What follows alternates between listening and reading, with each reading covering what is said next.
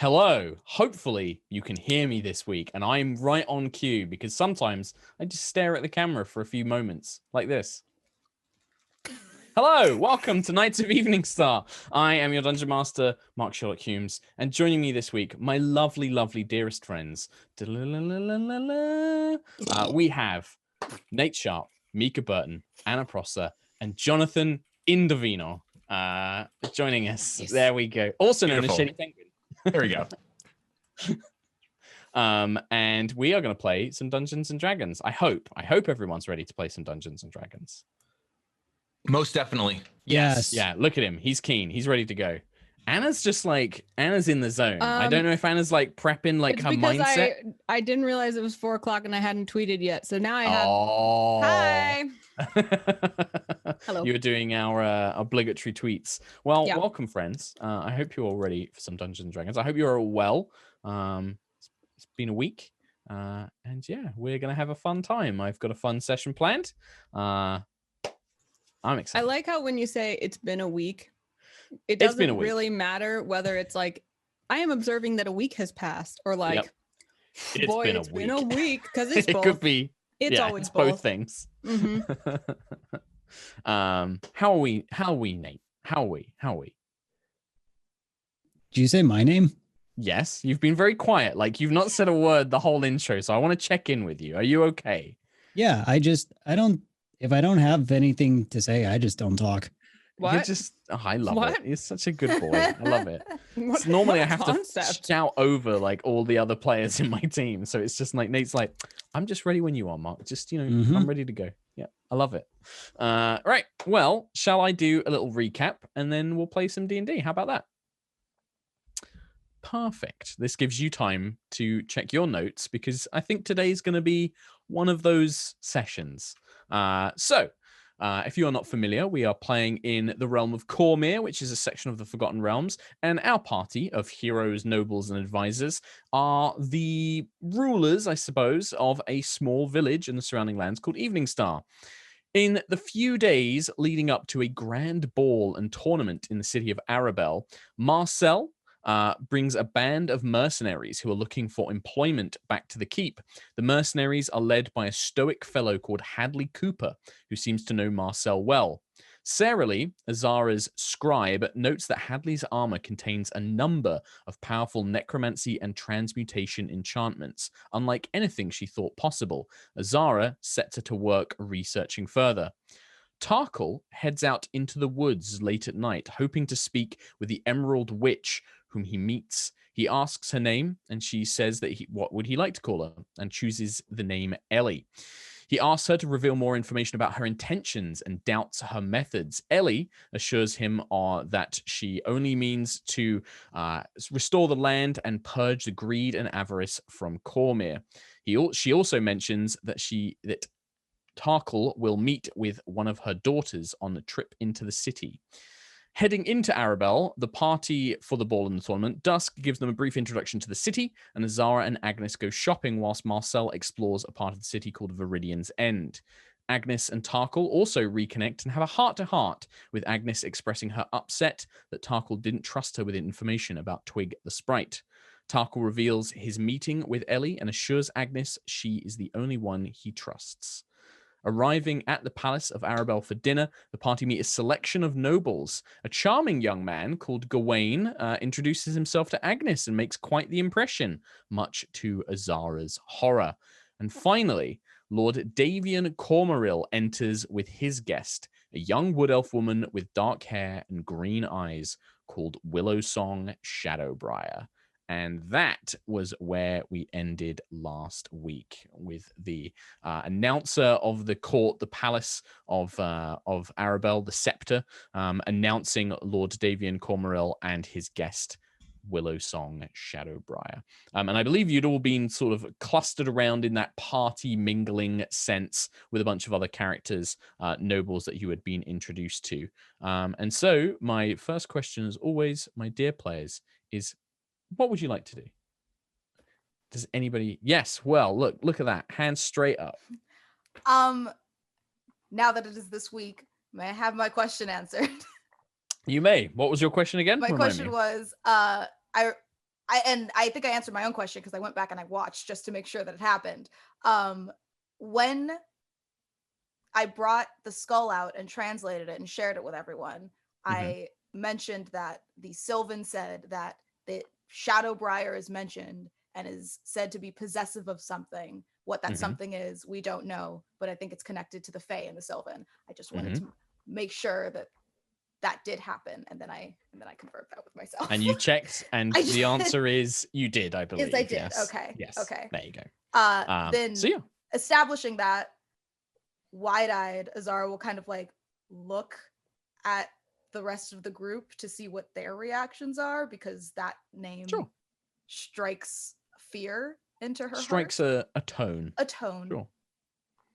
Yeah, what's everyone's reactions? Like, what are people up to? What is drawing your attention the most in this moment? Tarkhal's trying to get Agnes's attention. He's like, sister, your hair looks nice. And he like widens his eyes awkwardly and like looks at the emerald-eyed woman, Willow Song. Yeah, so when you look over in her direction, Tarkhal, after being introduced, she comes in. You can see Lord Davian Cormoril, very traditional kind of Aragorn-looking fellow, dark beard, dark kind of like longish hair, very well kept in a pressed kind of like noble's tunic, trousers, and a sword at his hip. And she is on his arm, like kind of like a guest would be, kind of like linked arms.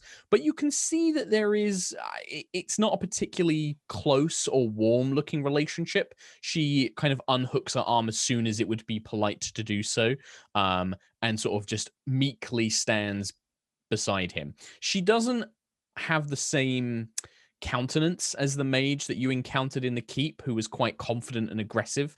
This woman appears to be quite meek. She kind of keeps her arms tucked close to her chest and is kind of looking down, but also seems to be looking around the room. And when she looks over towards all of you, there is a kind of look of, I guess for most of you, it would look like a kind of a look of not surprise, but happiness, like a kind of hopeful kind of like, oh, they're here kind of look, and especially when she looks in Tarkhal's direction. But yeah, Agnis, do you respond as Tarkhal tries to get your attention? So Agnis totally does, but Anna only remembers saying, if tell me my hair looks nice, and I can't remember what condition that was for the life of me. I believe, well, since I guess, yeah, I should be able to tell you. I think when we were talking, the witch had told me that I would meet one of her like allies here. That's what it was. If you see the person that you think is like this witch's ally. Yeah.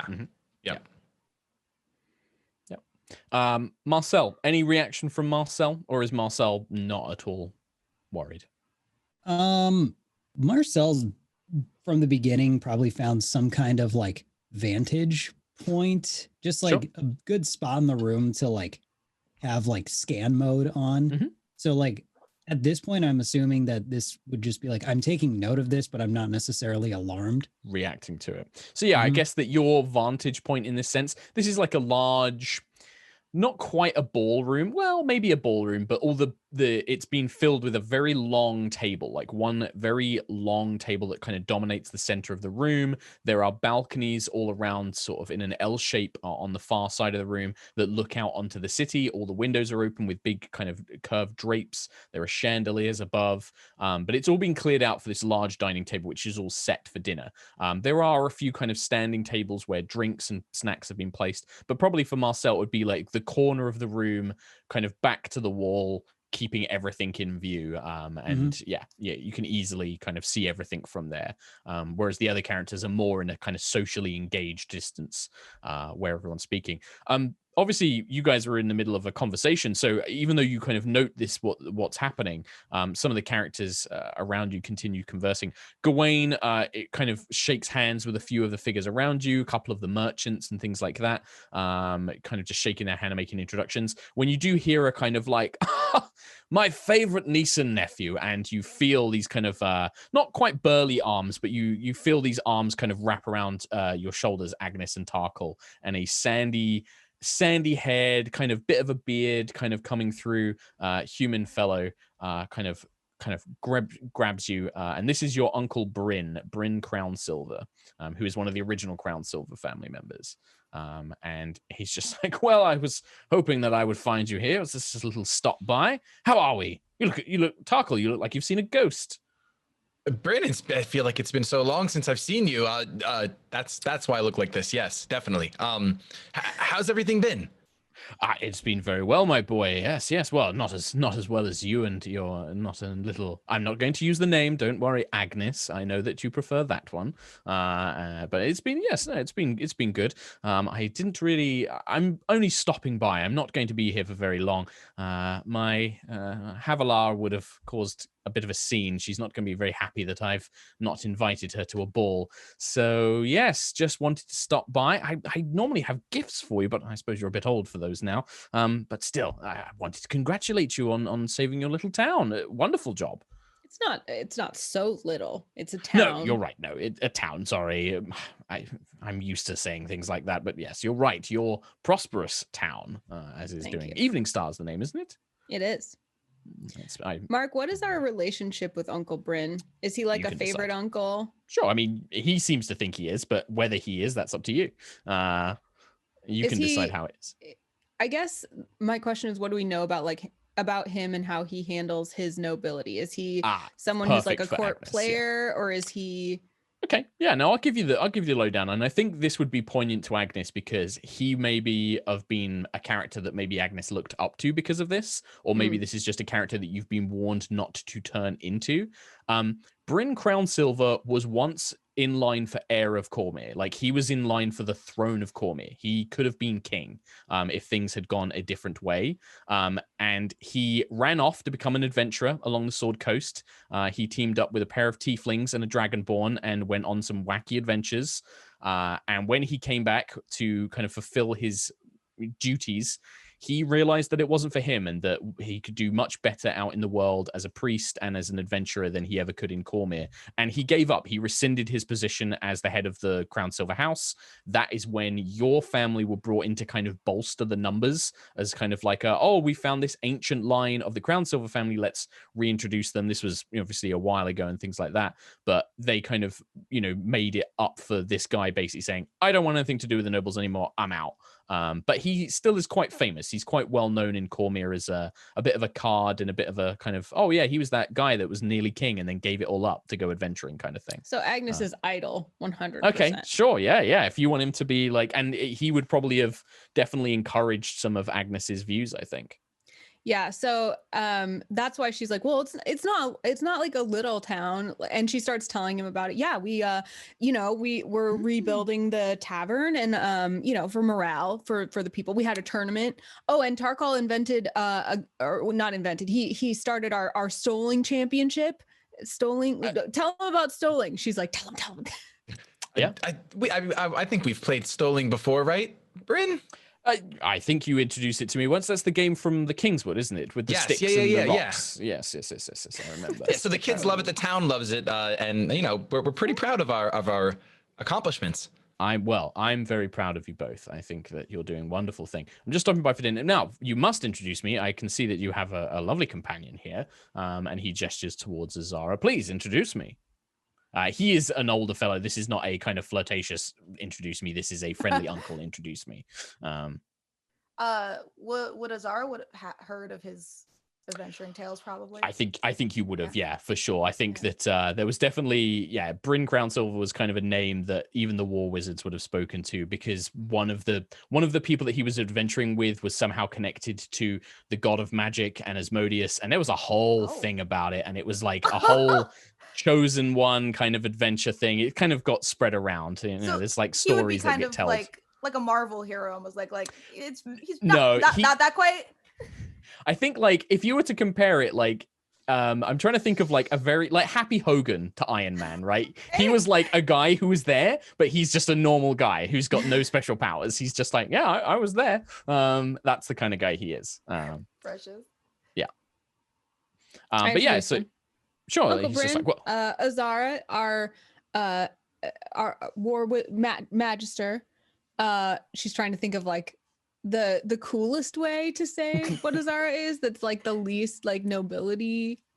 So she's like, she's just a really powerful wizard, and And over there's Marcel. He's like our he sticks around to make sure it's like peacekeeping. He's like a I know the type. He reminds me of Mehen, and he kind of waves. I knew a dragonborn like him. Let me guess, doesn't speak much, gets very angry about things, very just generally quite a misery guts. It's like you know him. Yes, and he just waves, hello over there. At Marcel.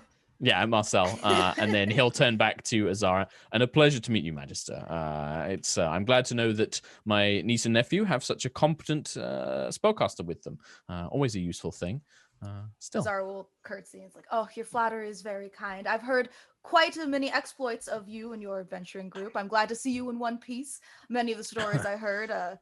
Yes, well, you can certainly thank Havilar for that. She is probably the one who's responsible for me being in many pieces, but also saved me from being in many pieces.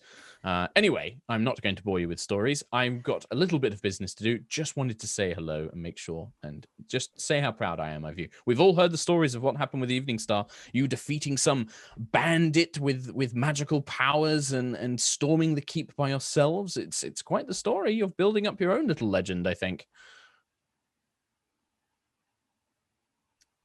Talking to me or her? He's talking to all of you. Oh. All of us are like looking at each other. Like, starstruck. I don't know. Yeah, we did that. He's just talking to him. He's just like, I won't take up any more of your time. You should go mingle, meet with your new peers and the people that can present you with opportunities. I think here comes one of them now, and I'm not going to get in his way. And then he kind of pats you on the shoulders, gives you a wink, and then he turns and heads off. But as he pats me on the shoulder, can Tarkhal just look at him really quick and say, "Uncle, what? I know we're older, but that just means older gifts, you know? Like you don't have to stop bringing us stuff." I mean, we're not too old for. I if you wanted to, we wouldn't want to make you feel awkward, you know. Well, how about this? You like to do. I will come and find you after the dinner tomorrow, perhaps before the tournament, and I will give you adult gifts then. That sounds great. I mean, Thanks, if you Uncle. want to. Only if you want. Yeah, and don't hassle yourself. You're still our uncle. Kids. We don't want you to miss out on that. Well, first of all, I'm only a human and you've got elven blood, so you're going to be older than me soon, but still, let your uncle be your favorite uncle and get you some gifts. And then he just kind of gives you and he I think also and he gets watching off. This, Azara is just going to kind of like the first really heartfelt, like, oh my God, these are children, like these are babies kind of smile, like realizing like they still want gifts babies from their uncle. Like this is so precious. I don't think it'll just like warm her heart a little bit. Yeah. I think like as you're kind of like watching all of this, Alyssa's just kind of been stood there and didn't really know what to say and just kind of looks like kind of tugs you on the shoulder at Azara and it's just like, did he call them kids? Like completely like, hang on a minute. Who was that man? Azara will just kind of like laugh and shake her head a little bit and pat Alyssa's hand. She just kind of shakes it. Whilst you guys are doing this, Marcel, a fellow, you can see out of the group, there's this big group of kind of attendees in this dinner. There's a dwarf-looking fellow, a halfling, a tiefling lady, a couple of humans who look like they're wealthy or priests. A couple of them keep looking over at you, like looking over their shoulder and kind of glancing back. And then a few minutes later, they'll look over their shoulder again just to make sure you're there. And one fellow in particular, a dwarf-looking fellow, is kind of giving you a very sort of like inspecting eye. Anything else with him? No. That's it. He's just kind of like casting his eye over towards you. I'm still just like scanning perimeter. Beep, beep, beep. Threats detected. Actually, can I? Go on. I'd like the sword to detect evil and good, just to get a better read on what's in here. I thought you might. What's the range? Give me a range. 30 feet. 30 feet. And is it like an instant thing, or can you concentrate on it for a while? I can concentrate for 10 whole minutes. Holy heck. So I might like do that and, just peruse around. Yeah. Let's have a look here. Aberration, celestial element, fey fiend, or undead. Okay. The room is a bit bigger than 30 feet, so you could start moving over towards the group of people, or you can start making your way around the room and just kind of casting it around as you go. Yeah. Nothing like threateningly no, walking you're around just kind perimeter, but just walking through. walking around, grabbing a canapé, grabbing a glass of, wine or champagne or something. No, and I'm just like walking around the perimeter, death staring everyone, like not breaking like the eye Terminator. contact. I need your clothes, your boots, and your motorcycle. No, but so you start making your way around. Just as Marcel is beginning to make his way around, you see Lord Davian and his guest making their way towards this assembled group that is kind of mingling together. He kind of casts his eye over to you, this kind of Aragorn-y, this Lord Davian, and he beelines towards Agnis and Tarkhal. Like, he is coming straight for you. And he's the one that's with the emerald-eyed woman. Mm-hmm. Yes. So I'm gonna kind of like try to nudge Azara and like just eyes toward that lady, just indicating like keep your eye on that one. I will nod subtly and just keep not as obvious as Marcel stalking people, but subtly keeping an eye on Miss Shadowbriar. Where is she in relation to? So she is stood just a few kind of steps behind Lord Davian. She's kind of looking at the floor, kind of shuffling around. People, you see the tiefling lady who seems to be some sort of jewel artisan or jewel, guild mistress, kind of comes up and compliments her, and she kind of nods her head, and you kind of hear whispered kind of under her breath, like, "Oh, thank you so much. Yes, it's very kind of you. I'm sorry, I need to keep close with Lord Davian," and she kind of follows afterwards, kind of making excuses as she goes. Lord Davian comes directly for Agnis and Tarkhal. "Ah, you must be the Crownsilver children, yes?" And to whom do we have the pleasure of speaking? Lord Davian Cormorel of the Kingswood. Thank you. Baroness, I believe, Baroness Crownsilver, and you must be the new Baron Crownsilver. I must admit, when we heard word of what was happening in Eveningstar, I was preparing a troop to go and clear out these bandits. I was afraid that you would not be capable of dealing with them by yourselves, but I was proven wrong. How did you manage to deal with the armed force, I wonder? There's a lot of stories. I would like to get the statement of fact. I would love to hear what stories you have heard. Of course. I mean, I don't tend to give much to tavern gossip. They say that, they say that your brother, I believe, Lord Baron Crownsilver, has the ability to travel through shadows and ventured his way into the keep and slew the perimeter guards that allowed you to sneak in undetected, where you battled some bandit with magical powers who could command the very land to rise up and rend apart stone. You slew him in battle before even your troops could arrive, I am told. That seems about right, Agnis? Tarkhal puffs up his chest a little bit. It's like, that kind of sounds like an accurate account, doesn't it? At times, tavern gossip may get it right. Agnis, he's not impressed. Reading his body language, he kind of puts on a quite as he smiles at Tarkhal, but you can tell that he's just like, oh, for goodness sake. He's kind of like rolling his eyes. Well, if that is all there is to it, clearly this individual must have not been as dangerous as we first thought. If you were just 4 of you were able to slay them.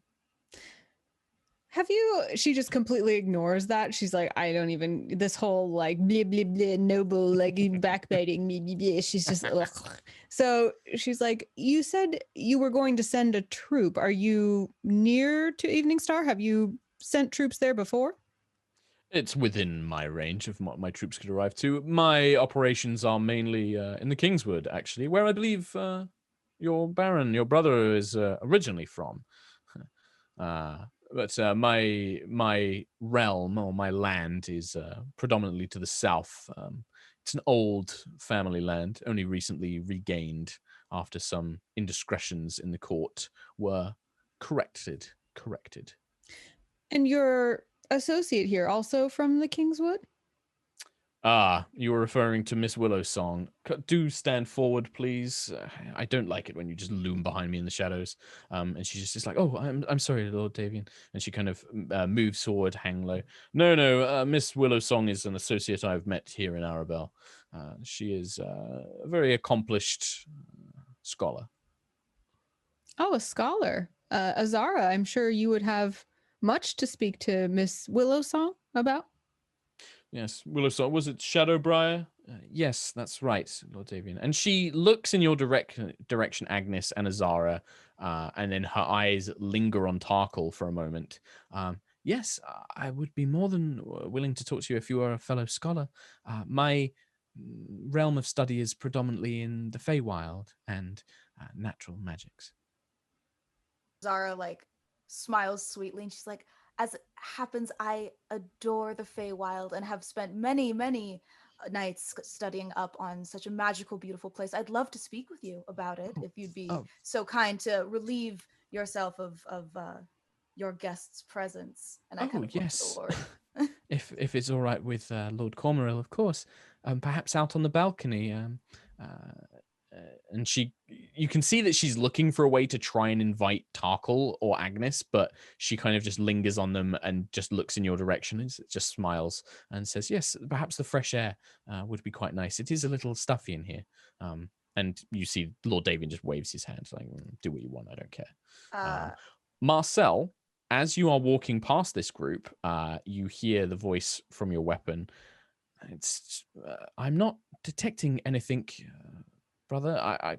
There doesn't appear to be any creatures here. I can't sense any elementals or fae or fiends or undead or any of those types of creatures. Right.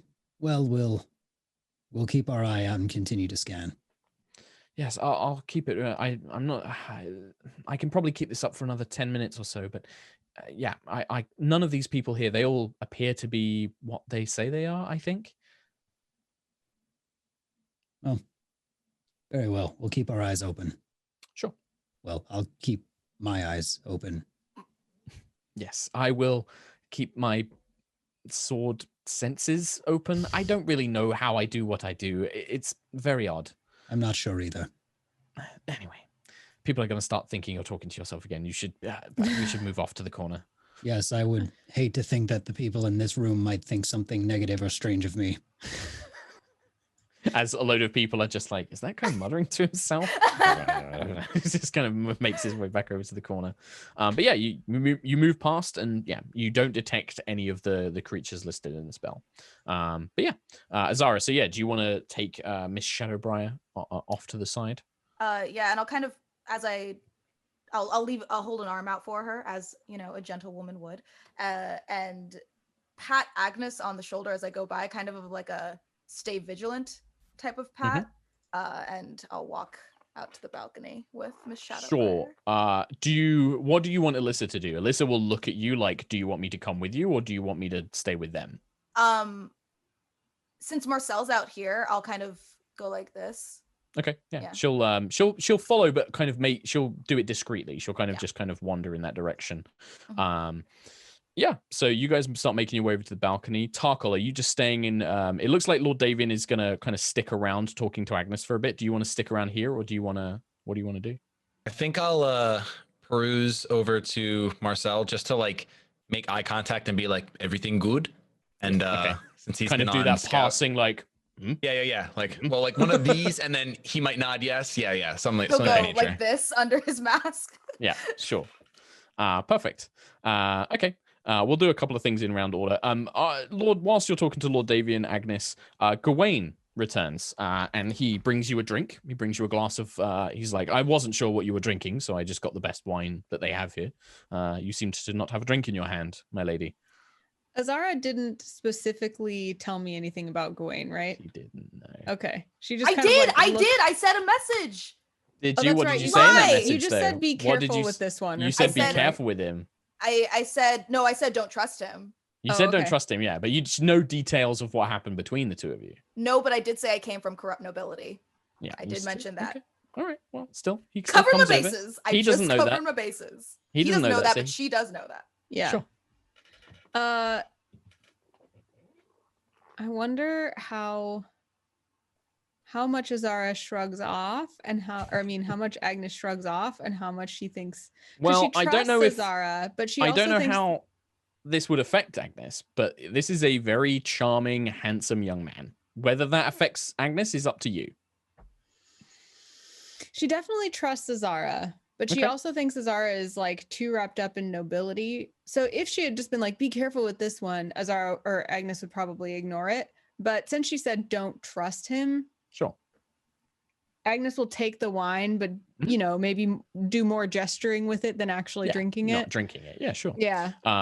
Yeah, and Gawain passes you the drink, and he's just like, I see you've had the misfortune of meeting Lord Davian here. And this older Lord Davian is just like, where are your manners, boy? You're not Duke of Marsember just yet. You can't speak to me that way. It's just like, Gawain just kind of shrugs and is just like, well, we'll soon find out, won't we, Lord Cormoril? Just how is your family doing in the royal courts right now? Oh, that's right. You're still earning your reputation back, aren't you? And you see Lord Davian is furious at these words, but he doesn't quite have the bite or the kind of retort back. And Gawain just kind of shrugs and is just like, I'm only speaking the truth, Lord Cormoril. Perhaps you should go and attend to some of the merchants here. Perhaps you can do some good work on your reputation rather than hassling these young, brave nobles who did your job for you. And he kind of makes like a face. Why are you guys in this pissing contest? What's going on here? Like Gawain shrugs, and Lord Davian is just like, this upstart thinks that he is in some position to throw his weight around, seeing as his father is ill and he hopes to inherit a title of duke. I will not be bullied by such manners. I have been a lord long before this, even before my family was had its unfortunate incidences. I conduct myself in a correct manner for a Cormyrean noble. And Gawain just says, I just think he's a miserable old git who doesn't know how to get on with the new world. And he just kind of shrugs and folds his arms. This is very unpleasant, this whole thing. I don't know either of you. Why are you unloading this on me? It seems very inappropriate. My apologies. I just, forgive me. I made the mistake of assuming that he was bothering you, and I was trying to get rid of him by being rude. Perhaps that is my error. And Lord Davian is just like, I'm tired of this, and he begins walking away. He just leaves. He's not going to get into this. Agnis is like, all right, bye. And yeah, Gawain just turns around and says like, yes, you're right, Agnis. That was perhaps a little rude of me and not very pleasant, but I do find him very insufferable. Agnis just like, she does that thing where someone says like, I do find him really insufferable, and they're waiting for you to be like, oh yeah, totally, I understand, but she doesn't. She's just like, yeah, and just lets him keep talking. Yeah, Gawain does keep talking. He does that thing of like, he takes that as a, you're agreeing with him. And he's just like, yes, there's a lot of them like that, you see. A lot of old noble families who think that all they need to do is sit around and go to balls and drink wine and not do anything. And that's really the problem in this country at the moment. Just not enough people trying to do things. Too many people sitting around and just getting fat and rich on everything. What kind of things would you have them do?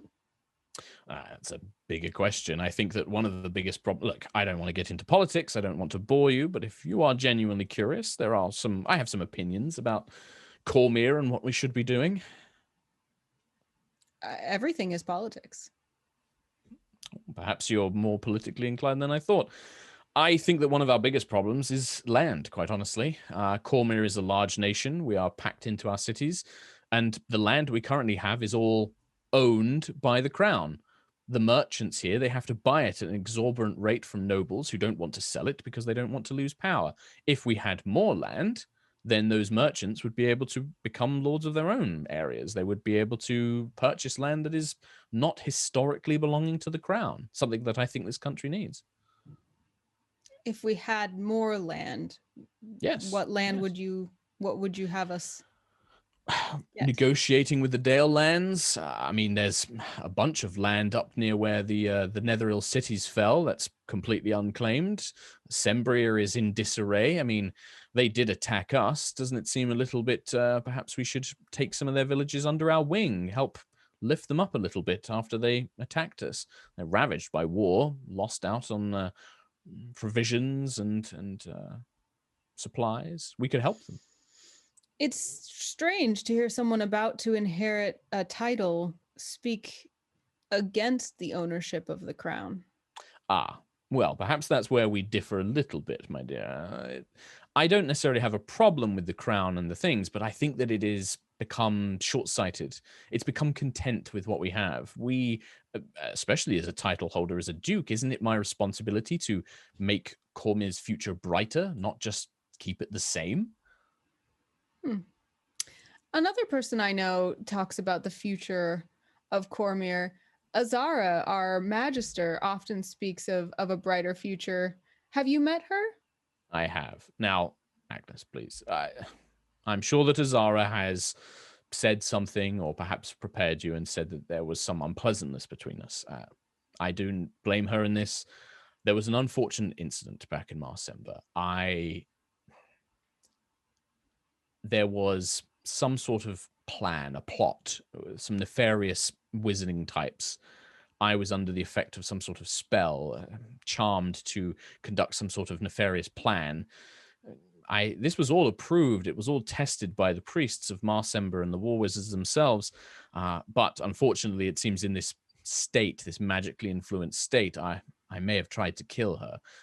Please, Azara has been a member of my family for a long time. She's served my father dutifully. I would never wish ill upon her, even if I do disagree with her politically. But yeah, I don't know what else to say. I've apologized. I've tried to send gifts, but I wasn't even aware of what I was doing. Can I insight check this story? You absolutely can. You absolutely can. 100%. 13. 13. I mean, reading his body language, you know, his breath, he's looking downwards. He looks very embarrassed and ashamed in admitting this, but also that kind of I had no control. Like, he seems to genuinely be like, there was nothing I could do. I was acting against my will, and he seems embarrassed, but yeah, he seems to be truthful as far as you can tell. Then Agnes kind of her shoulders relax a little bit. She takes a sip of the wine and she's like, thoroughly unpleasant business. It sounds like it. And now she kind of motions to him to like take a turn about the room with her. Yeah, sure. Yeah, he'll go with it. Says, now tell me more about giving more land to the people. Kind of like, yes, and then the two of you kind of have this political discussion. And I think to kind of shorthand it, you guys don't fully agree on everything. You are very much a kind of like, there should be no nobles, give everything to the people. He is like, no, we need nobles because we need laws and we need government, and people, the nobles are the ones who are educated and we need them to do these things. But there is a kind of consent of like, they should be doing more and we should have more land so that we can give that to peasants and merchants and they can create their own, republic kingdoms and things like that. But he advocates very much for expanding Cormier's borders. Gotcha. Meanwhile, Tarkhal, you make your way over to Marcel. You have a moment to discuss before anybody interrupts you if you would like, or you can move on. Everything good, Marcel? Yes, just keeping eyes and ears open, but nothing of interest in particular. Just lots of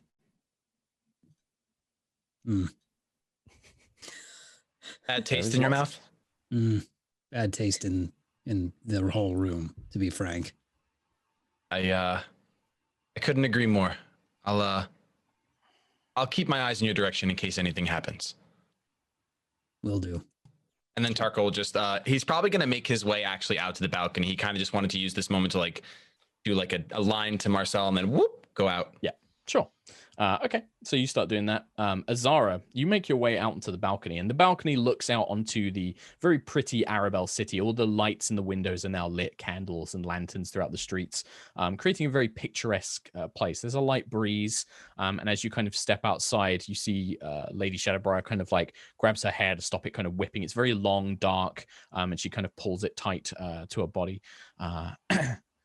Yeah, Magister Azara, I am...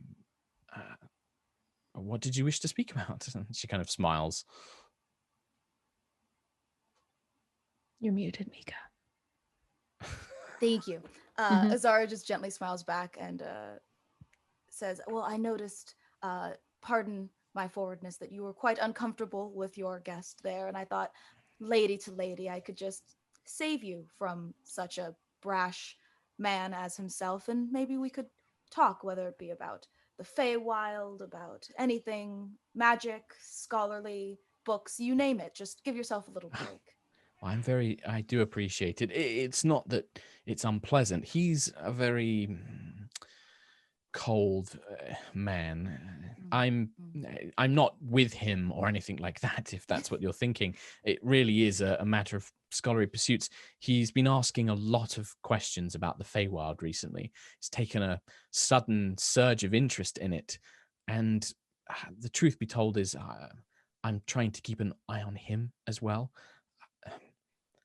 Has Tarkhal spoken with you? You know Tarkhal.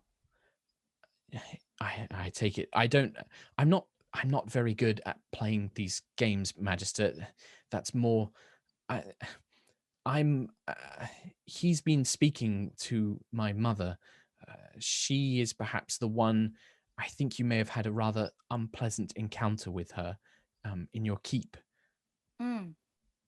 Azara just doesn't react really, just lets her keep talking. Yeah. She does pause. She kind of waits for your reaction.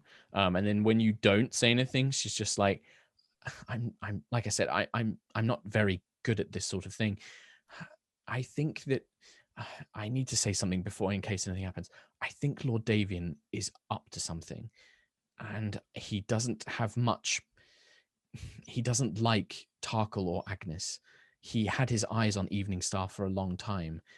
I think he wanted to get it before it was bequeathed to them. I've been asked to keep an eye on him by my mother. And his interest in the Feywild. He's been asking about the different courts, what sort of territories they have, their armies, what sort of culture they have, but that sort of thing. Magic, what kind of magic they can conjure, that sort of thing. Does this sort of thing seem a little familiar to Azara, the Feywild entrance? I mean, yeah. If you think it seems familiar, then Azara would think it's familiar. Yeah. Sure. I think, just in case can I roll insight, or is this just going to be it's how you can feel roll about insight? It? Okay. No, you can roll insight. Yeah, sure, absolutely. Of course, you can roll insight. Yeah, Never gonna say no. Dirty 20. Dirty 20. Yeah. I think it's hard to say. If she is putting on an act, it's a very good act. It's kind of one of those things where, yeah, like she seems almost too innocent or like too good to be like lying at this. But at the same time, if it is an act, it's like I said, it's a very good act. You're not 100% sure either way. Okay. Is there like a bench on? I'm kind of imagining one of those like Disney balconies where it looks out. There's a bench. I'll kind of lead her over to a bench and sit her down. That's exactly what I was picturing. I'm so glad. And I'll ask, so about your mother. Now, mind you, we did have a very unpleasant encounter with her, as you've mentioned. I know. And left behind was word on an artifact that did speak about you, Shadowbriar. So forgive me for not being. That is my that it's a nickname for the family, I suppose. Sometimes people would call to my mother. They would try and summon her through this ritual, and the name was Shadowbriar. She has other names, but that was one of the names used to conjure her. It's not my name. It's difficult to explain. I'm both mortal, but also not. It's confusing. She is a powerful being, but, and you know this, Majesty, you understand magic, that the Fae are not always, they do not always have the same morality as we can. They see a problem. They are like a gardener. And if they see a weed amongst a rose bush, sometimes they think it better to simply take out the rose bush and replant something new. I do my best to try and guide her away from the more severe resolutions that she has. But it is difficult. We are talking about a very old, powerful being. It is difficult to make her understand sometimes that methods such as recruiting that man that you fought, he was dangerous and violent. Such people are not the best ways to get things done. What's this? Sorry, my brain is. What's her name again? Her name is, well, she was introduced as Willow Song Shadowbriar. Willow That's Song. what she was introduced as. Hearing this, that one little monologue will like completely turn Azara's view of everything happening upside down, because that super resonates with her whole vibe. So she'll kind of pick up her Willow Song, you said? God, my brain is just scrambled. She'll pick up Willow Song's hands and kind of hold them and say, I know you are here for Baron Crownsilver, and what you say, I understand. And I think that someone with such power needs multiple views. And if this is your true intention, mind you, if it is not, I will not hesitate to kill you and everyone related to you on the spot. But if this is your true intention, terrified. I wish to help. I understand this garden your mother speaks of, and I understand And I was going to say, Tarkhal, you arrive at the line of, I understand this garden your mother speaks of. That's where Tarkhal kind of comes in onto the balcony from behind. And I understand the roses that need pruning. And I don't wish to see a decimation of a garden, because gardens are beautiful and gardens are complicated. Yes. And I understand the mortal view of this. And I think that as rash and young and possibly naive as Baron Crownsilver may be, he does have good heart and understands what could possibly be good for Crownsilver, or for the Crownsilver name and for Cormier as a whole. And maybe an alliance with the Fae is what we need, not fighting the Fae. My mother has watched over Tarkhal for some time. He was born in the woods, and that's something of her domain. And yes, I agree, and I'm so glad to hear it. I was so worried after her misguided attack, the misguided work with that man, that Gaius. I was worried that we had lost the potential to ally with. Azara stops her. Yep. So I was right. And she just kind of like, she kind of disassociates there for a minute. Sure. And then you see Willow Song is like, Tarkhal. And she kind of notices that Tarkhal has kind of entered. It's just like... Azara whips around and says, go find your sister. She's in danger. What? Go find your sister. And if she is near Gaius, free her from him. She is in danger. Oh, okay. I guess Tarkhal will just head inside. Sure. Okay. And you see Willow Song's like, and then like you'll, as you are sent. I'll turn back to her and say, I promise you, he will come back, and we can all have this conversation again. I can't have Gaius near Agnis, and just is like watching towards the door, hoping that they come back soon. Okay, yeah, she does seem like a little bit confused as you go to the door, but as you kind of go off, and she kind of looks confused at you, and then you hear from the entrance to this dining room, you hear another kind of announcement, and the speaker arrives, dressed in finery. Ladies and gentlemen, please take your seats at the table. Her Grace Duchess Celeste Marlier of Arabel and Lady Zorova Summerstar, Lord Marshal of the Purple Dragon Knights. And enters an elderly-looking woman, maybe in sort of her 60s, hair graying, but with a couple of streaks of blonde still in it. Big, elegant gown with a big sort of back kind of collar piece, enters with a human woman, an older human woman who appears to have the kind of knightly appearance, short, buzzed, kind of gray hair, kind of stands next to her. And the two of them make their way in, and you see like a flurry of courtiers. All of the other kind of nobles and merchants immediately kind of rush to kind of greet her and like, oh, your grace, and kind of offering supplications and things like that. And as other people also begin to converge on the dining table to pick seats of where they will sit and whom they will sit with. And Tarkhal, as this is happening, you see between you and your sister is the Duchess kind of making her grand arrival. On the other side of the room, walking around it, is Agnis and Gawain, who appear to be having a wonderful conversation, I think, at this point. Probably sort of like deep in political discussion and debate. And I would imagine if everyone's being called to be seated, there's probably a like, oh, let's sit down, and they're probably we should sit together, continue our conversation. Yes, and it's kind of like both being guided over to sit down and things like that. Marcel, what are you gonna do? So what am I seeing that's like of like alert? Because there's this whole Tarkhal running in thing. Has that happened yet? Yeah, so you see Tarkhal kind of turn around from your vantage point where you can see the whole room. You see Agnis and this Gawain chap, and they're making their way round. And then you see the Duchess has just been announced. They're now entering, and everybody's kind of gathered around, creating a small crowd in the middle of the room. Tarkhal is on the other side of that to Agnis, having gone to the balcony. Now he's returning looking very sort of alarmed, like he's looking around and, oh, I've got to find Agnis.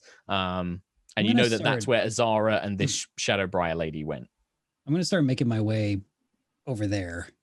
Okay. Seems like something is afoot.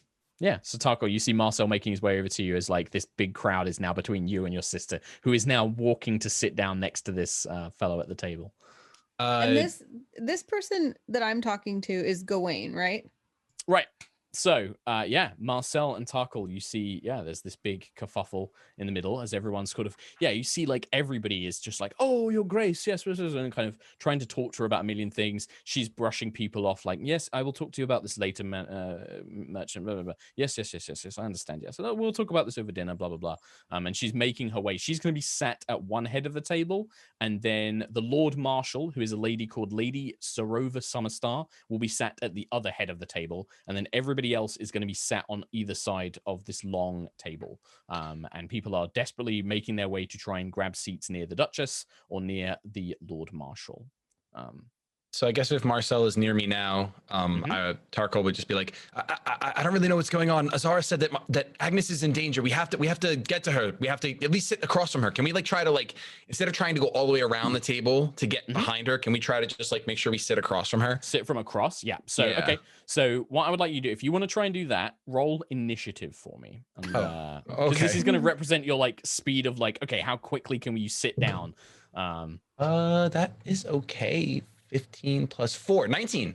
Yeah, without a doubt, you managed to snag, you and Marcel, you snag the two seats directly opposite where Agnis and Gawain are now sat down, or are sitting down.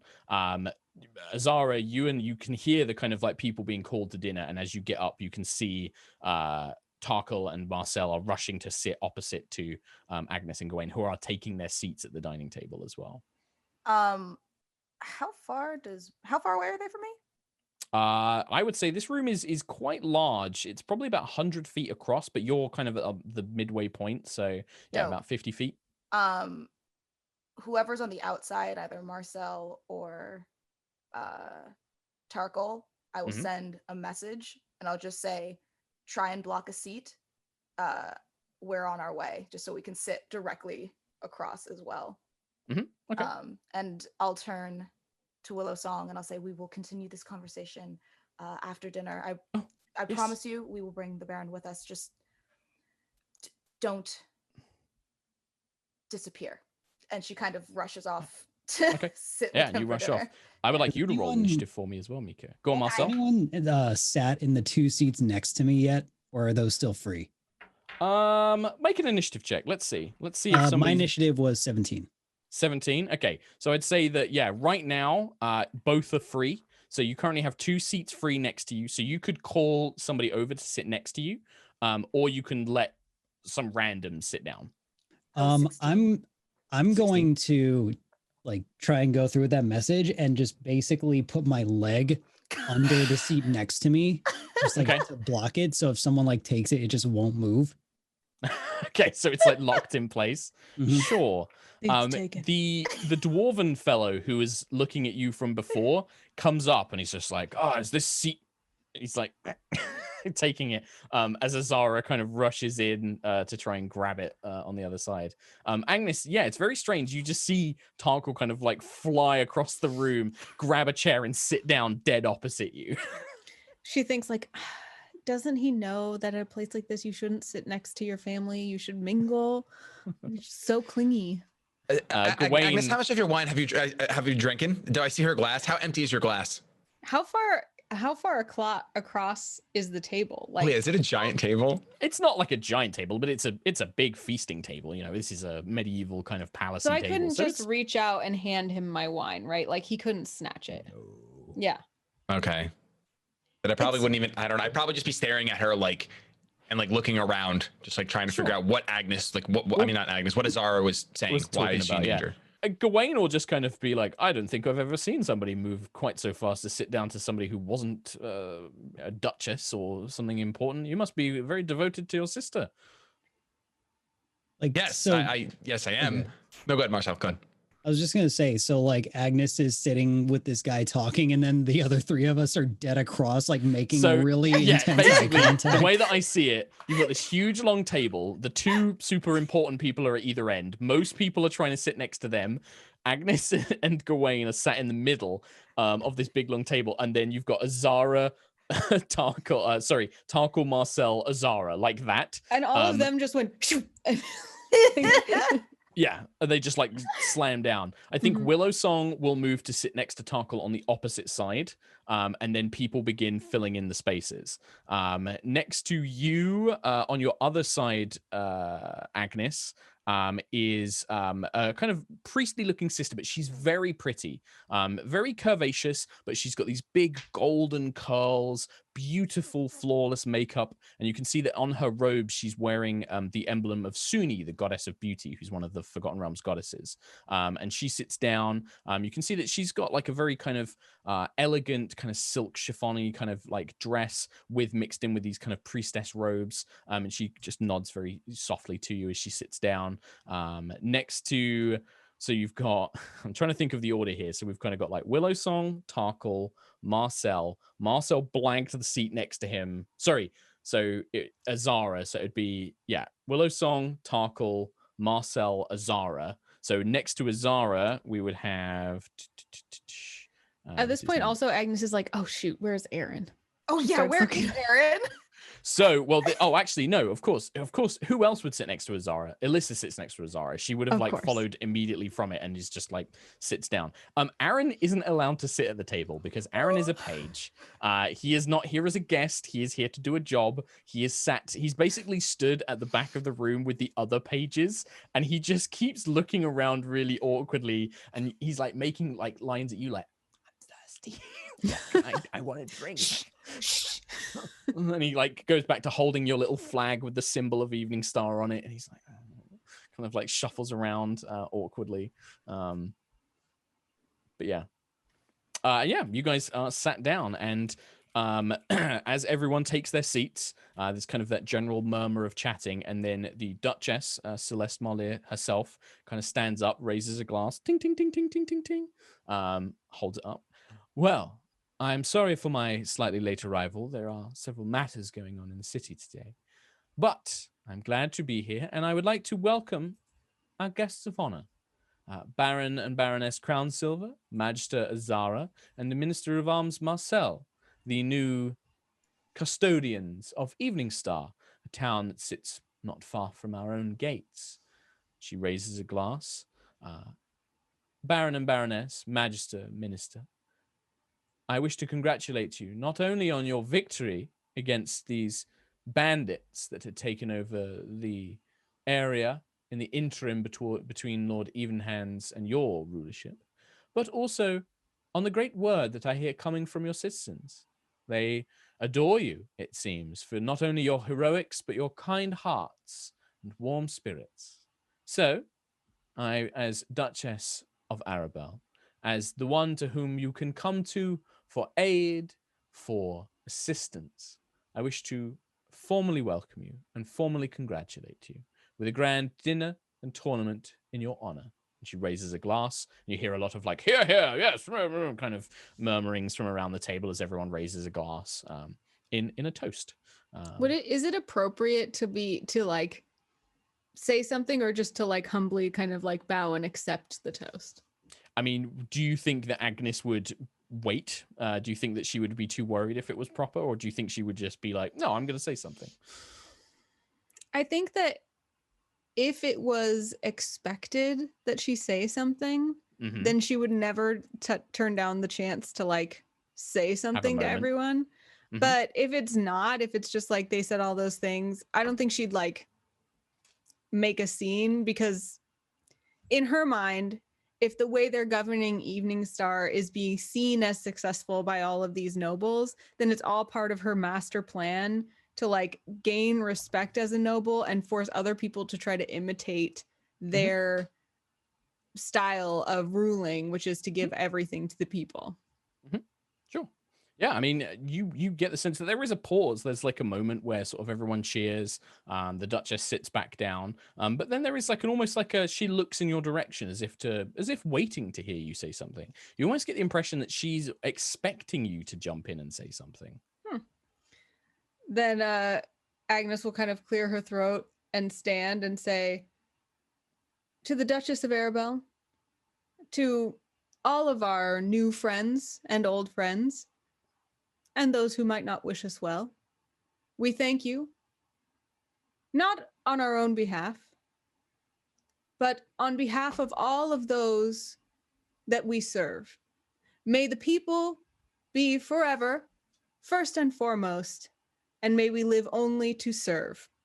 And she, like, a glimmer is in her eye because she knows she's asking people to say, hear, hear, to live only to serve.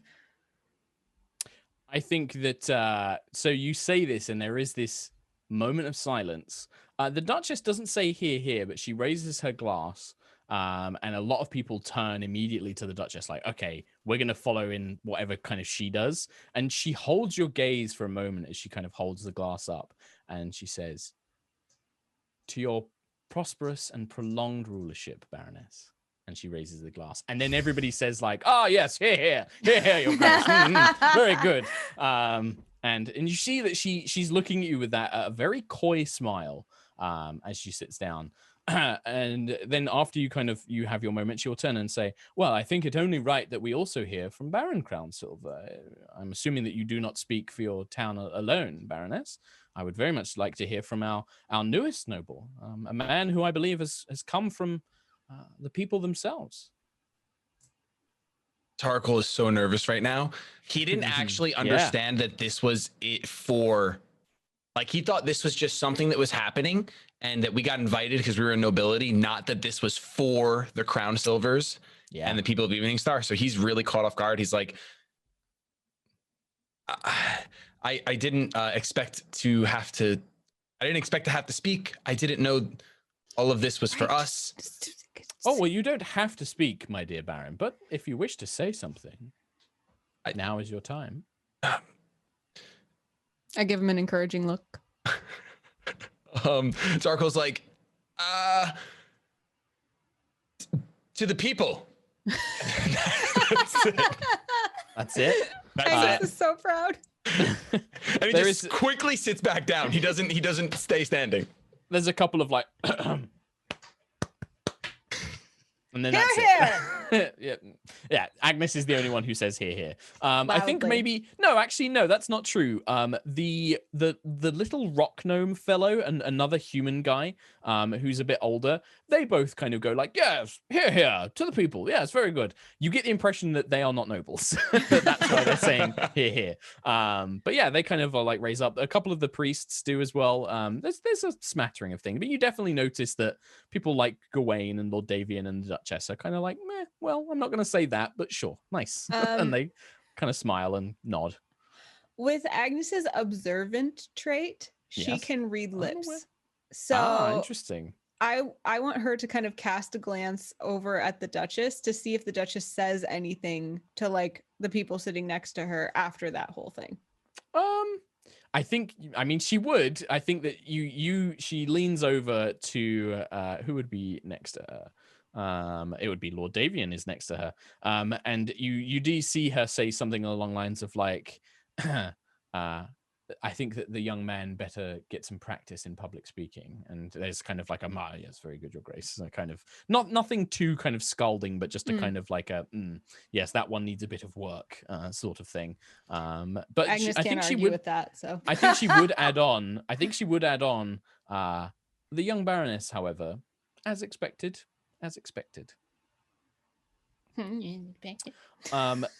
Dinner is lavish. There is many courses over which, if you want to have any conversations, you may. But such foods, I researched a bunch of foods. So there are a variety of vegetarian dishes. There are things like stuffed cabbage with cheese and Calisham spices. There is fresh meats, roast chicken. There's some steamed green spears, which are kind of like an elven asparagus in Forgotten Realms. Pan-fried mushrooms in a wild forest sauce. Vegetable quiche. Some roast chickens. Some freshly baked salmon, glazed salmons, all sorts of things for your feasting needs. Hey, Is Sherlock Hulmes, is there stew? There's stew. Is there stew? There can be a stew. You want to have a stew? Yeah, there's like a That's little a callback to D&D Live. Live 2020. D&D Live. There is, I will say officially, there is a stew. There you go. Me waiting for the waiter to finish listing off the specials so I can order chicken tendies. Yeah. I would like the chicken tendies, please. With the honey mustard dip. Perfect. Amazing. Yes, there are indeed chicken 10 days, which that are brought out. That's a Forgotten Realms joke, which is really sad. That was. No, that was a good one, man. Yeah. I give you 10 points. 10 points. Just like the 10 That's days. the point. Oh. Do we see Marcel remove the mask at any point? Oh, no, Marcel doesn't actually eat. No, he just doesn't eat a thing. You don't Not drink, here, no. you don't eat. It would be, it's Okay. all, no. I think there's this ongoing, like, horrible, like, there's this ongoing mini narrative, whereas as the dinner's going on and people are eating, the waiters are constantly, like, bringing food to Marcel. They put it down, sir, and then they go off, and then they return. They look at the food, look, sir, was this not to your liking? I'm fine, thank you. Very good, sir. And they bring it, and then they bring the next dish because they have to, because it's all built for, like, there's a dish for everybody. Like, It's perhaps just sir like- would like this one. You can stop doing that. Perhaps sir would prefer the desserts, and then they take it away. And then when the desserts come, they bring the desserts out. He considers the desserts. There is a freshly baked berry pie with shaved ice and fruit sauce. Making me hungry, Mark. It's one of my favorite things, just Googling fantasy food. And I'm like, yep, I'd eat that. Yep, I'd eat that. Put that in. But yeah, okay. So we don't see. So Marcel just stoically no food or anything else. Everybody else does. He'll have a bite of pie, but it's like, Okay, nice. Sure. Perfect. There are a few suspicious glances cast your way as you do so. Azara, Alyssa constantly, like, throughout the meal, because there's all these different forks and spoons, and she'll just be like, Magister, which fork is it? Like, she'll be like, which one is it for this dish? And then sort of like wave her hand over a bunch until you tell her, like, that one, and then she's like, yes. And then she just continues to eat.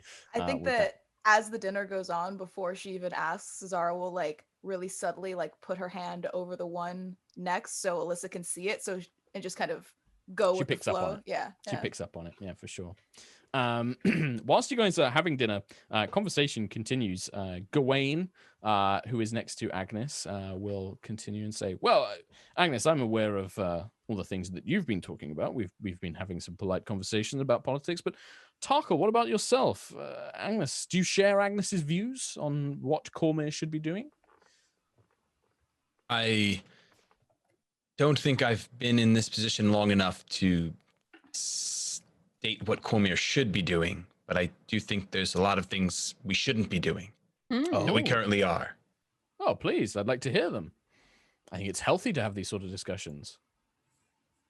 I don't think it's the time or place to go into detail. I just think that there is something wrong with how nobility conducts itself with resource. A bold claim, especially one to be making at this table, mailman. You are certainly a courageous one. I give you that. I think you and your sister share that in common. Both seem to be very bold. Speak your minds. I can see why Magister Azara would be assigned to work with you. And when he says that, his eyes like widen, and he looks at Tarkhal looks at Azara like, wait, what? Why is Agnis in danger? Like, what happened? And then I think he'll just be like, wait, is Agnis still in danger? What happened? Azara will put a hand on his arm, like, not now. Mm-hmm.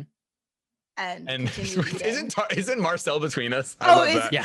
Oh, no, that's good. all the way over the then you just lean over Marcel. Negate that. Azara will kind of give him a look that very clearly says, not now. And so she's not in danger. So she's not in danger right now. Are you saying that out loud? Are you saying that out loud? I am. Like a whisper over Marcel. Why would she be in danger? I don't know. There's apparently Azara. I know that we have had our differences, but I would not wish any harm on Azara will just kind of continue to eat whatever's in front of her and just ignore this entire situation and hope that Tarkhal picks up on the fact that she's not engaging because Gawain is across the table. He looks very confused. Did you send me on a fool's errand, Azara? Was Agnis never in danger? Azara will just kind of turn and look at him.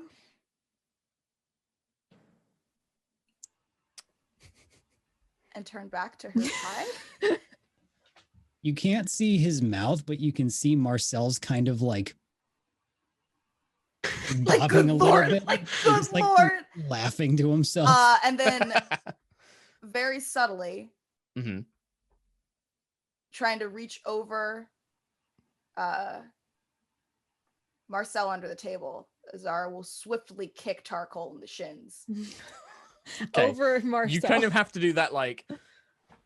I think she's gonna drop her napkin and lean down to pick it up to cover the fact that she's like, shut the fuck up, my dude. Tarkhal like stands up, like straight up. This is twice now that you have disrespected me.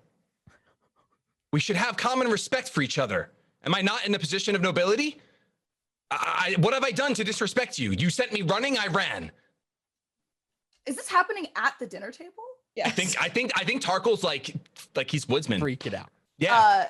Azara is going to stand up and gently place her napkin on the table and take Tarkhal by the arm and say, good sir, would you mind joining me on the balcony? Good sir, good sir. Yes, I'll limp my way over to the balcony. Yes. I didn't hit you hard. While this is going on, you see Davian, the Duchess, and pretty much everyone the Duchess is watching this very carefully. Like, you see that this whole exchange she has been watching. Agnis, you get the impression kind of like, because you can do it, that you can read lips, you think that the Duchess probably can as well. Like, she's watching very carefully what's being said and just sort of doesn't interrupt, but just lets it happen. And then once Azara and Tarkhal begin moving away, she makes like an offhand comment like, has anyone seen that recent play in the quarters? The one about, blah, blah, blah. You know, she mentions like Mistara and Elminster. And they're like, oh, yes, my measure. Yes, your grace. Yes. And then like, she kind of gets the conversation started again to detract from this thing that's going on. If I see her do that and I interpret it correctly as like she's trying to help take attention away from this situation, if I can catch her eye, I'll just give her a little nod of a like, thank you. You get a nod back. You get a kind of back. Is anyone nearby like still kind of looking suspiciously? Yes, there are a few people looking in your direction, and I'm glad you asked because, yeah, you've been keeping an eye on to notice this. So the dwarf fellow who's been very interested in you and now sees that Tarkhal's left his seat, looks like he wants to come and sit next to you. Like, he's making his way to come and sit next to you. Also, you see Lord Davian is watching Tarkhal and Willow. Like, he's looking at them very, like, he's really intently staring in their direction, and then he seems to kind of look down, look at the door, look towards Willow and Tarkhal again, and then sort of like nods his head a few times. That's I'll it. like That's look all to you've noticed. if I catch Davian's eye, like looking around, I'll just be like, "Whoa, wizards!" Quite. And he just kind of looks in your direction. The dwarf fellow makes his way over and sits next to you. I'm sorry, lad. I didn't want to disturb you too much, but I must say, I couldn't help but notice your fine weapon that you've got on your side. I'm a weaponsmith myself. I've never seen anything like it. Is there a particular tale behind the blade? There is. A tale that you'd be willing to share? I'm going to assume no by your stoic nature. Can I see it? Can I examine the blade? Yeah, I'll like take it out and flip it hilt toward him and just give him a hold. Yeah, sure. He kind of holds it for a moment. He's just like, oh, excellent craftsmanship. Very well balanced. Oh, fine piece of work. I'm a fan of weapons myself. And he offers it back to you. Just wanted to cast my eye on it. Honestly, a very fine thing indeed. Yes, me and this sword have been through quite a lot together. Yeah. Any warrior and his weapon it's a bond that is others can't know. Well, I hope you. Oh, you don't know the half of it. Oh, I'm sure. Someone who reaches the position of Minister of Arms, I'm sure you have quite a few tales. Still, I won't bother you anymore, sir. I couldn't help myself. And he'll kind of scurry his way back to his end of the table. Meanwhile, Azara and Tarkhal, you get out onto the balcony. Azara gets out on the balcony and very uncharacteristically quiet, just kind of stares out into the night and is like,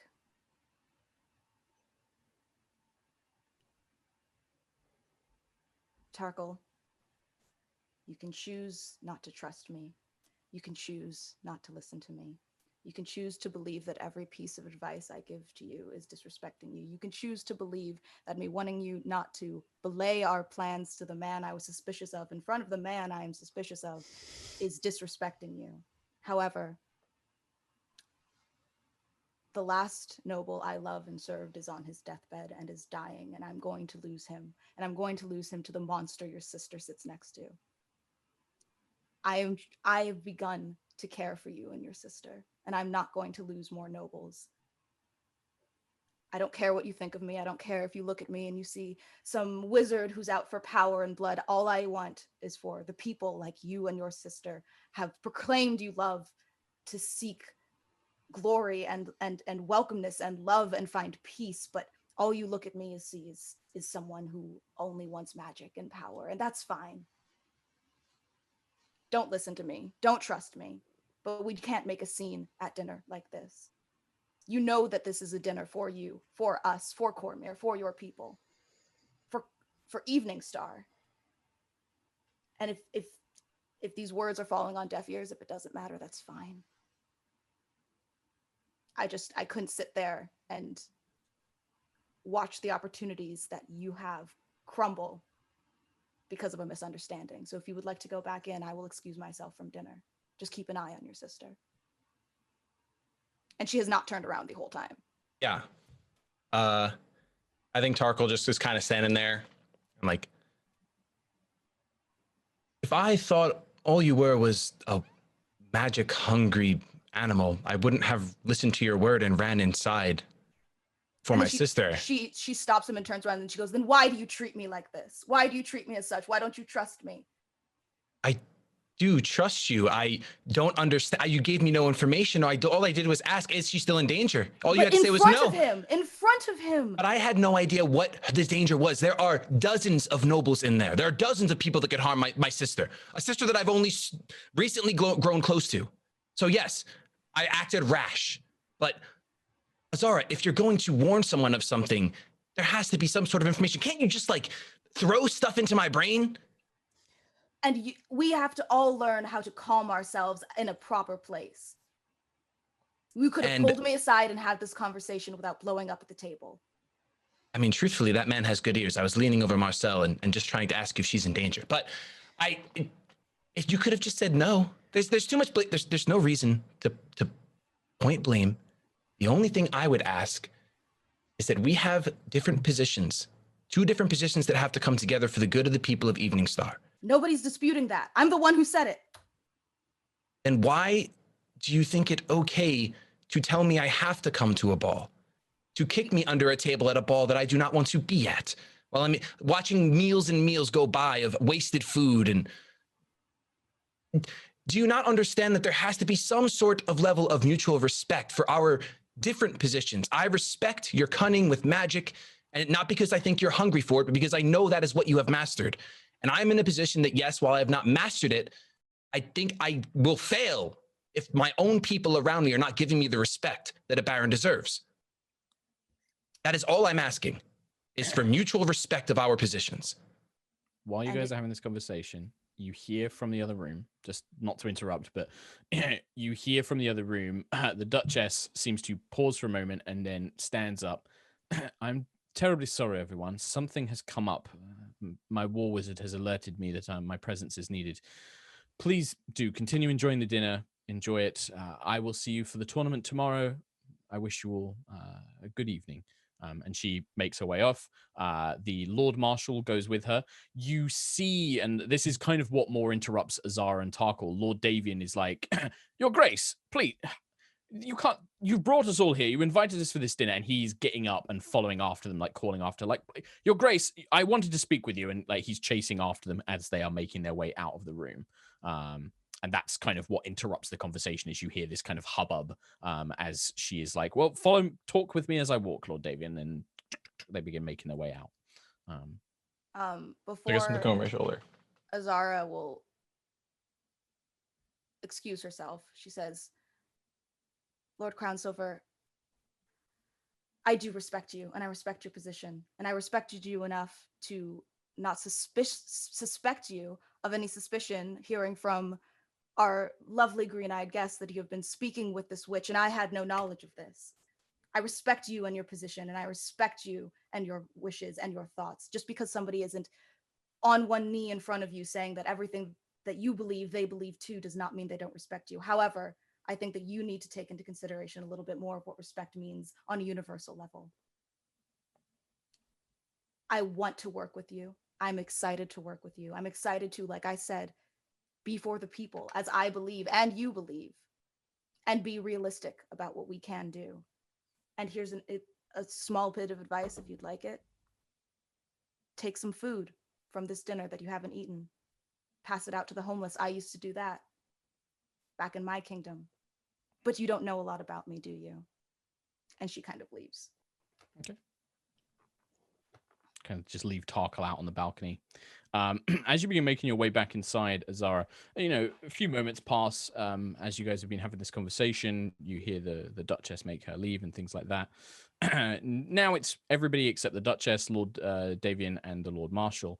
The priestess who was sat next to you, Agnis, you see she kind of like holds her chest for a moment, kind of coughs a couple of times, and then all of a sudden she just collapses to the ground. So you just see her just kind of like the chair kind of buckles under her. There's a big gasp goes out around the table. What do? Agnes kneels down by the body, calls Azara, and says, there may be poison, check the food, and then starts trying to minister to this priestess with like a medicine check. You don't need to, because as soon as after you call out to Azara, you hear Agnis kind of calling for you. Marcel, you look over, you see everyone's kind of panicked now looking at the food, but the woman immediately, her eyes open and she just stands up, almost bolt upright. Her eyes seem to glow with a kind of sickly pale blue light, and this unearthly voice kind of crackles out of her mouth. The crimes of Arabel's past must be repaid. The true royalty of this land shall arise. And then she holds up her hand, and in a flash, almost like a dagger made of glass appears in her hand, and she thrusts it down onto the table. I would like everybody to roll initiative. Well, oh no. Goddamn. Oh no. 19. 16. 19, 16. 22. 22 from Marcel. And Tarkhal. 17. Agnes chastises herself for yelling poison at a banquet without thinking about what that implied. Everyone's poisoned. Okay, so as this dagger slams into the table, you see it kind of shatters and breaks. Or no, it doesn't quite break. It embeds in, but fragments of it break off. And in a kind of sudden rush, this freezing cold air just engulfs the room. It spreads out. Doesn't do any damage to you, but it probably does knock you away from the table or kind of sends food and dresses and things billowing all over the place as this frost just completely engulfs the walls and the floor, even the balcony. Tarkhal, you have just enough time to kind of chase after Azara before behind you the whole balcony is sealed shut by frost. A thick layer of rime completely engulfs the room. And stood on the table where the dagger was implanted. You see the priestess woman kind of collapses and just falls unconscious next to you, Agnis, but stood on the table with 3 white hounds next to them, kind of all on these kind of frosty chains, appears an Eladrin. If you know what an Eladrin is, elven with long ears but eyes completely of one shade. Completely blue skinned, wearing thick kind of blue frost colored and frost themed outfits, with a long sword in one hand. And as they appear, you just hear them speak very softly. The contract has been made. The deal must be honored. And she leaps into action. But Marcel, you are the first one to react. And you can see that this person is about to attack. And they look like they're about to attack the closest thing. They also have these 3 large white hounds beside them as well. And they have appeared on the table before you. Oh, that's fun. Yeah. Okay. Well, I guess I kind of look towards my team towards like confirmation, like kill. You're the first to react, man. So Marcel gets to pick. Firebolt it is. Sure. So that is a 18. 18 will not hit this icy figure. They kind of deflect the fiery bolt away with this icy blade that they're carrying in their hands. Okay, well, I'm still going to attack then. Yep, you get your Eldritch Knight. You get to make an attack, don't you? Yep. 18 doesn't hit. That's really cool, Mark Hulmes. It is. It is Mark cool. Sherlock Hulmes. All right, let's see if this attack is higher. It is not. So you swing with the sword and it parries away. The woman, when you look at her, you can see, it's not, I say woman, the person, when you look at them, because you can't really tell whether they're, they look very Eladrin-esque, but they have frozen tears that just kind of cascade down their face. They have this very sorrowful look about them. And as they're deflecting your attacks, there's almost no emotion. There's just this kind of, very disenchanted look as they are fighting, as they do. Anything else from you, Marcel? No. All right. In that case, Azara, you are about sort of 50 feet by the balcony door where you and Tarkhal have kind of re-entered the room. Mm-hmm. This is all happening in the very center of the room, mm-hmm, along this giant table, as they are just stood on the table itself with these 3 hounds around them. Both Agnis, Gawain, and some of the guests are next to them. Hearing Agnis call out to Azara, mm-hmm, Azara is going to immediately rush forward to try and get near her side. Mm-hmm. And I can go 30 feet. How far does that get? How close does that get me now? So you're about 20 feet away from Agnis and the about table. 20 feet away from Agnis. Mm-hmm. So I'm just gonna I'm gonna make eye contact with Agnis and just say, get ready to fight. And mm-hmm, I'm going to cast Witch Bolt at the 3rd level. Might as well. Let's see. That is 14, 15, 16, 17, 18, 19, 20, 21 to hit. 21. And who are you targeting? You targeting the Eladrin figure in the middle? The Eladrin figure, yeah. Yep. Okay, that hits. So yeah, the lightning bolt crackles out of your hands and slams into them. All right, that's 3d12, 6, 7, 8, 9, 10, 11, 12, 13, 14, 15, plus 3 points extra of lightning damage. So what's that total? 18? 19. I 19. think I said 16 plus 3. Oh, 16, sorry, yeah. Yeah. So yeah, the lightning slams into their body and you can see they do react, but it's like a slight twinge of pain. They kind of just grimace as the lightning arcs up and down their body. Yeah. And I think that's all I can do right now. Where is Alyssa? Alyssa is at the table. So when you had gone off with Tarkhal, she had stayed awkwardly at the table, but she is going to draw her blade. Yeah, so I'm about 20 feet away from like both of them. Yes. Okay. I'm gonna keep that in mind. That's all I'm doing. Right. I would like everybody to make a Constitution saving throw. Agnis, you're the closest one, so you see where this dagger has implanted into the table. It is continuing to spew frost and ice out from it, almost like a rolling wave that's sending this dreaded cold throughout the entire room. Did anybody get lower than a 14 on their con save? Yes. Tarkhal did? Okay, yes, I did. I got 13. Oh, and Anna as well. Okay. Yeah. Anybody who got under 14, you take 6 cold damage. Anybody who got 14 or higher, you take 3 cold damage. If I got a nat 20, does nothing happen to me? No, you still take damage. I'm sorry. Dang. There are no I wasted my nat 20 on that. I'm sorry. Sad. But yeah, this knife, this broken kind of dagger is now just emanating cold throughout the whole room, just constantly pumping out waves of it, as if it's pulling it from another realm through this knife. Azara, after your turn, Tarkhal. I am going to move up. Am I also 50 feet away or am I 60 feet away? You would be 50 feet. Okay, I'm going to move up 15 feet towards the table, and then I'm going to toss my Kiss of Silver towards the most evil-looking individual. Yes, well, that is. I'll ignore the puppers. That is a 12 plus 7, 19. 19 against the figure, not the poppers. Yes, against the figures. That is a hit. Okay. So 1d4 plus 4. Man, why you gotta call them puppers? No, I can't attack them. I know, I didn't mean it. It came out too quick. They're mean puppers. They're mean borks. They're not real borks. They're ice phantasmal. They're like VR borks. That's what they would eat Poa. So they deserve to die. Yeah. 6. They would. 7. 11. 15.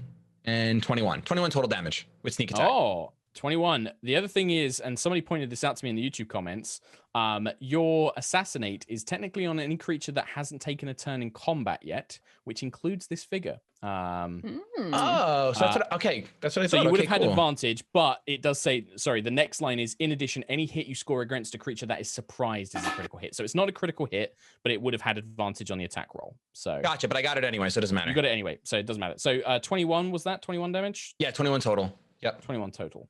So the Kiss of Silver, thump, and this one, you know, the lightning bolt, the witch bolt did definitely kind of stagger them a little bit, but the Kiss of Silver embeds into their shoulder, and you can see that their skin is almost like snow and ice, and it kind of breaks and fractures and sends these spindling lines down their body as they kind of and they kind of almost look at you with this heartbroken face after you injure them. Anything else on your turn, Tarkhal? No, I think that's it. I'm just gonna let my dagger reappear in my sheath at the end of my turn. Okay. The figure lets go of the 3 chains in their hand, and the 3 wolves leap out. Several of them dart towards some of the nobles. 2 of them dart towards various other nobles in the room. Basically, they dart towards some of these other guests. Gawain is also pulling out what appears to be like a rapier and trying to defend himself. One of the wolves, however, is going to come for you, Tarkhal, having seen you just attack its master. And in fact, actually, it will position itself so that you and Azara are within a 15-feet cone, and you see this wolf, and it breathes this cone of ice. I would like you both to make dexterity saving throws, please. That's my good one. Right. Ooh, 26. Do you have evasion, Tarkhal? I have dirty 20. I do have evasion. Yes, I do. So you take no damage whatsoever. And Azara, you got 20 on your save? Dirty 20. So 11, 17, 20. So you would take 10 points of cold damage, Azara, as you do manage to leap out of some of the way of this frosty breath that comes hurtling out of the creature's jaw. But Tarkhal, you almost like slide on the ice underneath this kind of gout of frost breath, completely avoiding any of it, chilling you from head to toe. The other two, one leaps towards Gawain and tries to take a bite of him, sinking his teeth into him quite badly, actually, as he does so, for a total of how much damage? 2d6 plus 4. Ooh. For 15 points of damage. So you see Gawain kind of like, his forearm gets bit by one of these creatures as he's kind of wrestling it free. Get off of me. And he slams it down. And the other one, the other one just pounces onto the little halfling fellow who is one of the guests and just bears him to the ground. And he's like, and just throws his body around like a rag doll. Agnis, you are next. If I make a history check, that's not my action, right? That's just like something I know. I'd never make you do that as an action. No. Can I make a history check to see if I understand anything about like the true rulers and the contract and all of that stuff? Oh, you can, yeah. 20. 20. She studied a lot about nobility because they made her. Yeah. The only thing that really comes to mind, like contract, you can't remember anything about it. True royalty, I mean, there's been a bunch of different lines of succession throughout Cormy's history, and sometimes it has been a bit bloody. There have always been kind of people who were king and then they weren't a very good king, so another king came along and kicked them out and then said, I'm the king now. There's been a lot of that kind of stuff.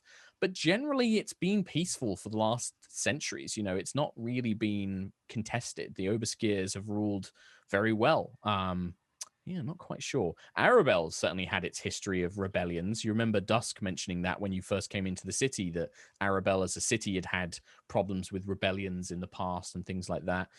And then with the people rising up against the nobility. And then there's also the dragon, Thormaglaw, who was the original kind of ruler of all of Cormyr, basically, until he was killed by the people that would become the Purple Dragonites. So a bunch of potential things it could be, but nothing that is concrete. Okay. Well, seeing these icy wolves bearing down on the nobles, Mm-hmm. I know you, Mark Hulmes, have a particular dislike for the spell conjure animals. It's not that, it's just, it is a pain in the ass to run. That's all it is. It's not that I have a personal dislike. I'm gonna, because it is a pain to run, I am going to cast conjure animals instead of summoning multiple animals. I'm just gonna summon one CR2 animal. So Agnis summons like right in front of the wolf that is bearing down on that halfling, a saber-toothed tiger that's just snarling. Okay. I'm gonna leave all the stats in your hand, and we'll say that it goes immediately after your initiative, but it's on you to remember it. Okay.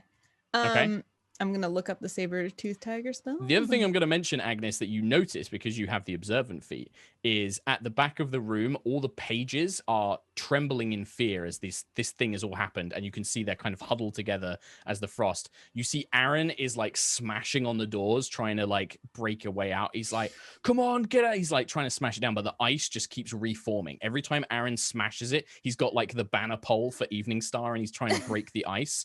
It reforms over the door, and he can't break it down to let anybody out, like to let them escape.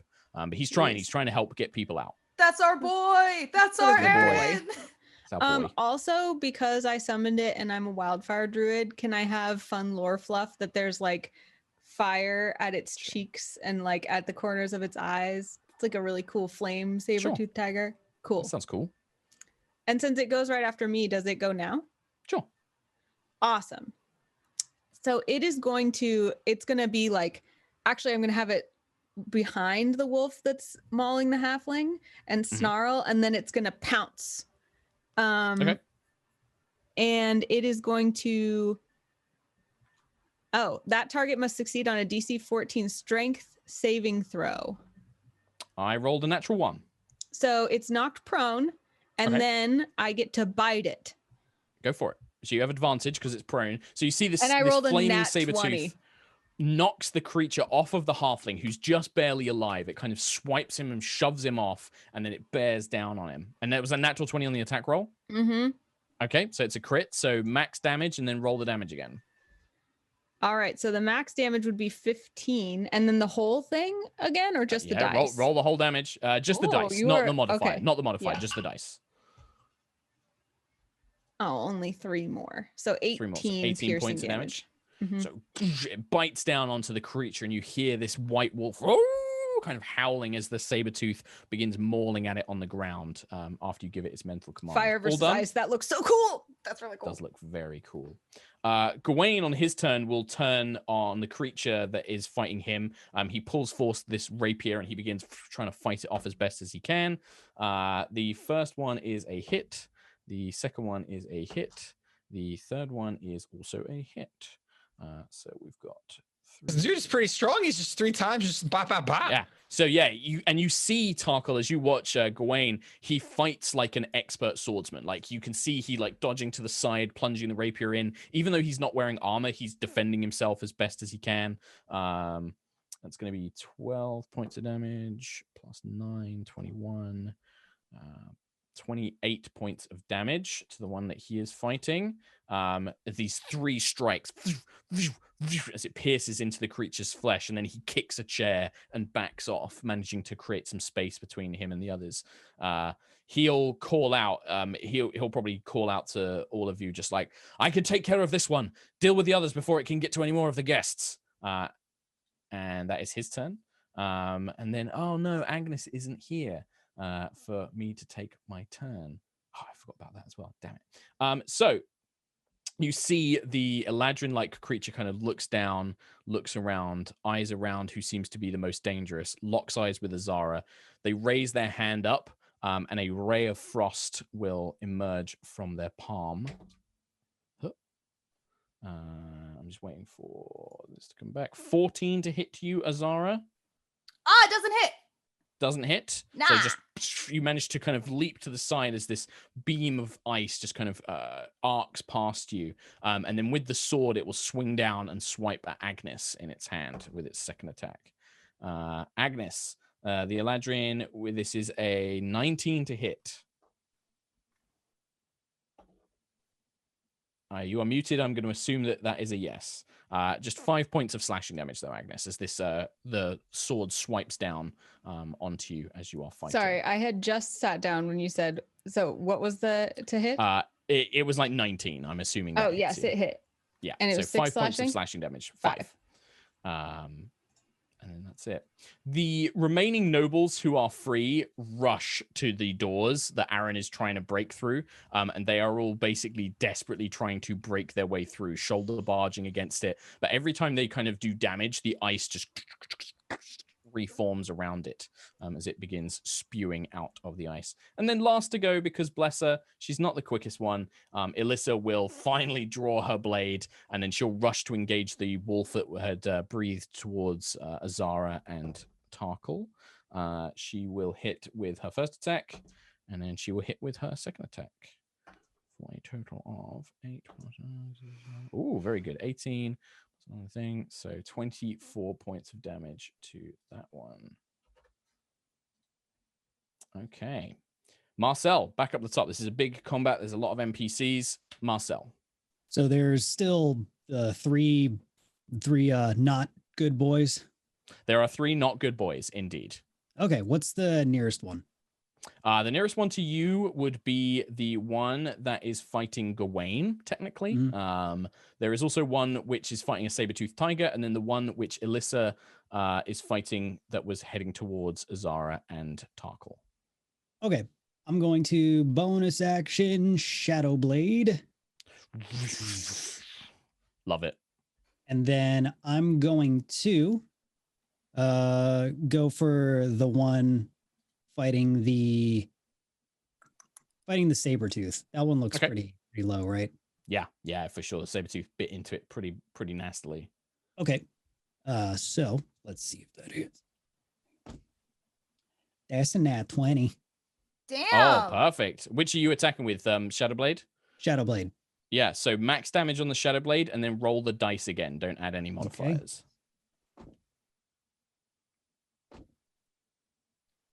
21.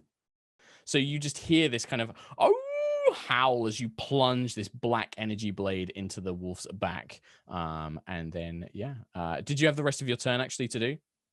I was going to do quite a few things on this turn. So Let's do it. Let's do that. Let's finish your turn. Okay, so I get 2 attacks. So I want to go for the next nearest one. Yep. So you can spend your movement to dash to the next one, which would be the one fighting Gawain. How far is that? That's only 5 feet away, so you won't provoke an opportunity attack. Okay. It's like literally next to you. You can strike out with 2 arms at each one. 14? 14 against the wolves will hit. So the normal blade strikes through. Okay. So let's roll damage. 12 psychic damage. 12 psychic damage on that one as well. Bam. Is it still up? They are both still up. They both look heavily wounded, though, but they are both still standing. Wait, the first one didn't die? Nope. All right. I'm going to action surge. Okay. And go back to the first one. Right. And attack it again. Sure. Yep. I mean, it's still damage. It all works. Yep. 16. 16 hits. So that I'm just going to roll on acoustic dice. 6 psychic damage.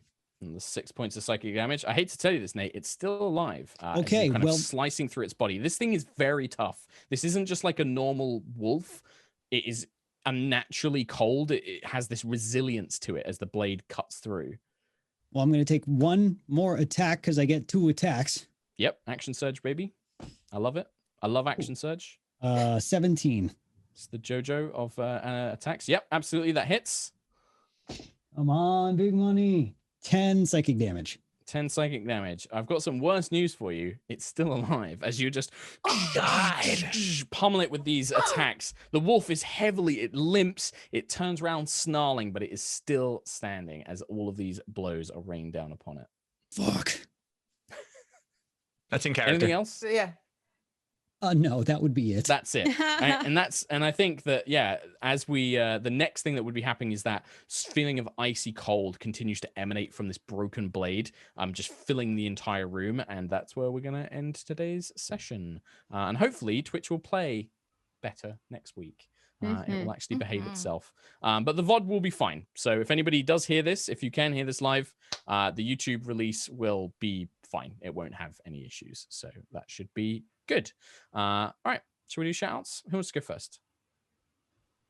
I'll do it because I want to talk about my name's ShadyPenguinn, and I really like the imagery of Marcel going like, "Ha! I killed the wolf," and hit another and go, "Wait, you're not dead." Wham, wham, and then wham, wham.